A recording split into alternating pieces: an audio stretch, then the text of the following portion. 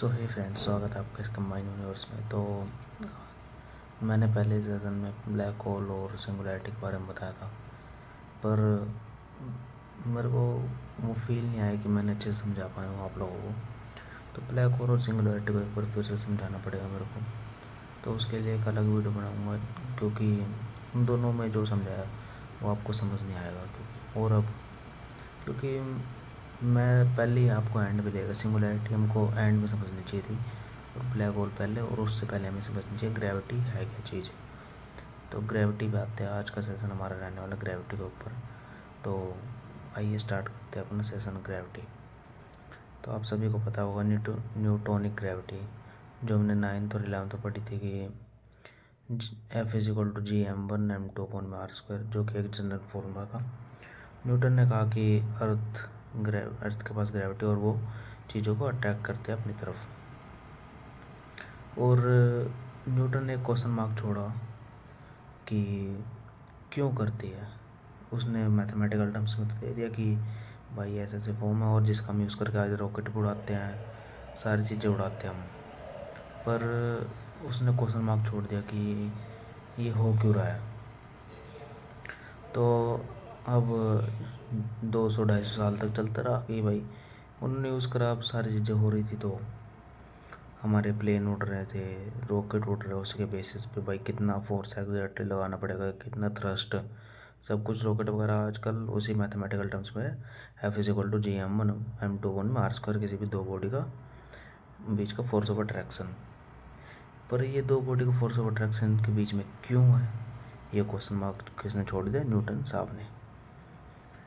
तो न्यूटन जी के बारे में मैं थोड़ा आपको बताना चाहूँगा कि 1642 में उनका जन्म हुआ था, और उसके बाद 26 साल के होने से पहले उन्होंने इतनी सारी जनरल थ्योरीज दे दी थी। उन्होंने फ्लूइड बताया, मैटर बताया, वेव्स बताया, लाइट के पास भी जाने वाले थे, पर उनके कॉर्पस्कुलर थ्योरी फेल हो गया। मतलब 100-200 साल बाद फेल हुई, फिर फेल हुई है। एक ही जगह फेल हुए, वो कॉर्पस्कुलर थ्योरी थी। और उन्होंने सबसे मेन काम तो ग्रेविटी के ऊपर ही करा कि ग्रेविटी का मैथमेटिकल कैलकुलेशन दी उन्होंने। और अब देखा जाए कि 26 साल से पहले इतना सब कुछ उनका देना, जो कि अपने आप में बहुत एक प्राउड की बात है कि 26 साल तक तो हमारी एक समझ होती है, पर उन्होंने 26 साल तक एक सब्जेक्ट खड़ा कर दिया अपना खुद का, फिजिक्स। वहीं से फिजिक्स ओरिजिनेट होती है, कहाँ से? Isaac Newton. उससे पहले भी थी, पर इतना कोई उस पर भाव देता नहीं था। तो जब 26 साल के हुए तो उनका पता नहीं क्या मन हुआ, मैंने कहीं से सुनी थी ये बात, तो रियलिटी है नहीं है या जो भी है, कि 30 साल के जब हुए तो वो तंत्र मंत्र जादू टोने वगैरह में लग गए और पूरी ज़िंदगी उन्होंने क्वेश्चन देना बंद कर दी। सोचिए, अगर 26 साल से पहले उन्होंने इतना सब कुछ दे दिया, अगर 30 साल के बाद भी वो देने लग जाते तो हमारी दुनिया कहाँ से कहाँ पहुँच जाती। उनकी डेथ तकरीबन 70-80 साल में तो हुई थी तब, पर उन्होंने जितना दिया उससे हम चल रहे आगे। नेचर का भी तो रिकॉल है कि इतना ही देगा भाई, एक बंदा आएगा वो इतना देगा, दूसरा बंदा आएगा वो इतना देगा। तो 200-250 साल तक चलती रही इक्वेशन, चलती रही जी F=gm1m2/r², यही चलता रहा और आज भी यही चलता है। रॉकेट वगैरह उड़ाते तो हमें यही फोर्स कैलकुलेट करना पड़ता है हमें। तो बात है, ये बात पहुंची किसके पास? अल्बर्ट आइंस्टाइन के पास। न्यूटन जी भी क्वेश्चन मार्क दे के गए हुए हैं कि इन दोनों के बीच में रियलिटी में ग्रेविटी है क्या। ग्रेविटी का मैथमेटिकल टर्म तो है हमारे पास, पर क्यों है किसी को नहीं पता लगा आज तक। तो अल्बर्ट आइंस्टाइन जी ने जब वो आए तो उन्होंने थ्योरी ऑफ रिलेटिविटी के द्वारा समझाया कि अर्थ हमें नहीं खींच रही, क्योंकि कोई भी चीज़ ड्रॉप हुई है, या तो उसको कोई खींच रहा है या कोई पुश कर रहा है। अगर आप सोचिए कि अगर कोई चीज़ ऊपर से नीचे गिरी, हम क्या कहते हैं जनरल की अर्थ ने ग्रेविटी लगाई है, हम नीचे गिर गए। पर दूसरी पॉसिबिलिटी ये भी तो है कि स्पेस एयर आपको पुश कर रही हो कि नीचे जाओ। भाई दो पॉसिबिलिटी है ना नीचे जाने की। तो एक तो नीचे वाला बंदा खींचे, चाहे ऊपर वाला घेर दे। तो दो पॉसिबिलिटी है। तो 200-250 साल बाद पता लगा कि ग्रेविटी हमें नहीं खींच रही है, हमें सराउंडिंग, उसके जो सराउंडिंग है वो नीचे पुश कर रही है हमें। और इसके ऊपर एक थ्योरी, मतलब एक एक्सपेरिमेंट हुआ था कि एक उन्होंने, उसका नाम, एक्सपेरिमेंट का नाम भूल रहा हूँ मैं, पर वो एक्सपेरिमेंट कुछ ऐसा था कि उन्होंने एक बोतल ली, उसके ऊपर छेद छेद कर दिए, और जब बोतल को मतलब छेद कर दिया और पानी फ्लो कर रहा है उसमें से, और जब वो नीचे उन्होंने छोड़ी तो क्या हुआ, पानी फ्लो करना बंद कर गया।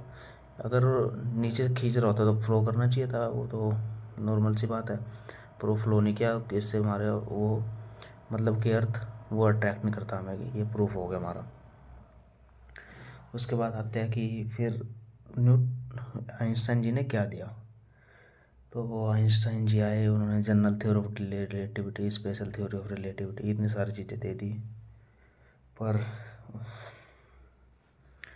न्यूटन साहब की थ्योरी फेल नहीं हुई। पर मैथमेटिकल टर्म्स तो आज भी हम यूज़ करते हैं, पर एक क्वेश्चन मार्क जो दे गए थे उन्होंने भी, ये तो कुछ के बारे में कुछ बोला नहीं था कि इनके बीच में क्या है, मन उनका जो समझ आया उस टाइम पे कि अर्थ भाई अट्रैक्ट कर रही है, तो सही बात है, वो भी सही चीज़ अपनी जगह सही है। पर न्यूटन जी फिर आए तो कहते हैं कि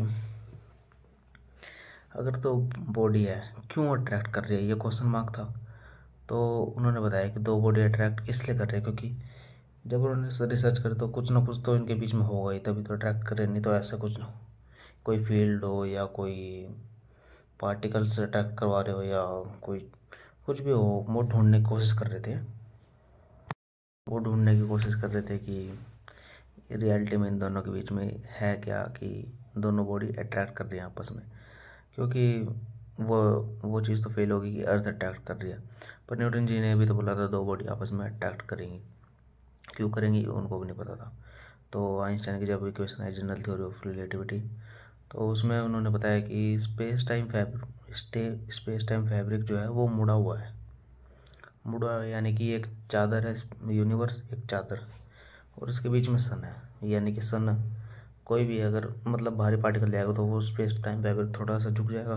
यानी कि एक ट्रैम्पोलिन ले लो या चादर ले लो कोई, उसके ऊपर आप एक बॉल डाल दो तो क्या थोड़ा मास की वजह से, डेंसिटी थोड़ा नीचे आ जाएगा वॉल्यूम की वजह से। तो आप अगर देखें कि उन्होंने कहा कि भाई स्पेस टाइम फैब्रिक है वो मुड़ा हुआ है, उसकी वजह से एक ग्रेविटेशनल वेव जनरेट होती है, यानी कि एक ग्रेविटोन वेव, जिसको हमने ऑब्जर्व करा 2016 में, और उनकी थ्योरी रिलेटिविटी कब आई थी, 1916 में। यानी कि 100 साल बाद हमें ऑब्जर्वेशन मिली कि ग्रेविटेशनल फील्ड रियलिटी में होती हैं। तो बहुत ही ताज्जुब की बात है ये कि आइंस्टाइन जी ने 100 साल पहले ये बात बोली थी, और हमने कोइंसिडेंस हुआ कि 100 साल बाद हमें वो वेव मिली।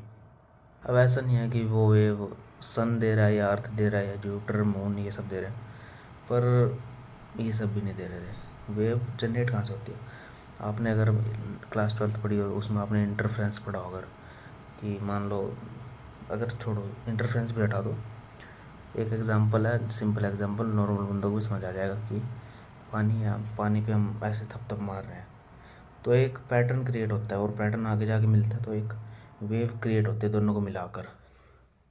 तो ऐसे जब दो बहुत भारी ब्लैक होल ऐसे सराउंडिंग में घूम रहे होते हैं तो वेव जनरेट करते हैं, इंटरफ्रेंस पैटर्न जनरेट करता है, तो उससे, और वो इतना पावरफुल पैटर्न होता है कि वो यहाँ तक इफेक्ट डालता है, तो उसकी वजह से रियलिटी में ग्रेविटी होती है, ये मानना था आइंस्टाइन जी का। पर रियलिटी में ग्रेविटी क्या है आज तक तो किसी को पता नहीं लगा, और शायद ये क्वेश्चन मार्क रहेगा अभी 200-250 करोड़ साल तक, क्योंकि जिस दिन हमें ग्रेविटी के बारे में पता लग गया उस दिन तो हम खेलने लग जाएंगे ग्रेविटी से, हम उड़ने लग जाएंगे। ग्रेविटी पता लग गई, जिस दिन हमें ग्रेविटी पता लगी उस दिन ब्लैक होल के तो सारे राज हमें पता ही है कि रियलिटी में ब्लैक होल क्या है। ब्लैक होल के बारे में मैंने थोड़ा वीडियोज़ वगैरह देख के पढ़ा थोड़ा सा, तो थोड़ी जानकारी और मिली, वो मैं शेयर करूँगा नेक्स्ट वीडियो में। तो अभी के लिए ग्रेविटी आपको जितनी समझ आ सकी मैं उतना समझा पाया, कि एक न्यूटोनिक ग्रेविटी और आइंस्टाइन ग्रेविटी के बीच में फ़र्क क्या था। वो क्वेश्चन मार्क छोड़ के गए थे तो न्यूटन आइंस्टाइन जी ने उन्हें सोल्व करा। तो आई होप आपको ग्रेविटी अच्छे से समझ आई होगी।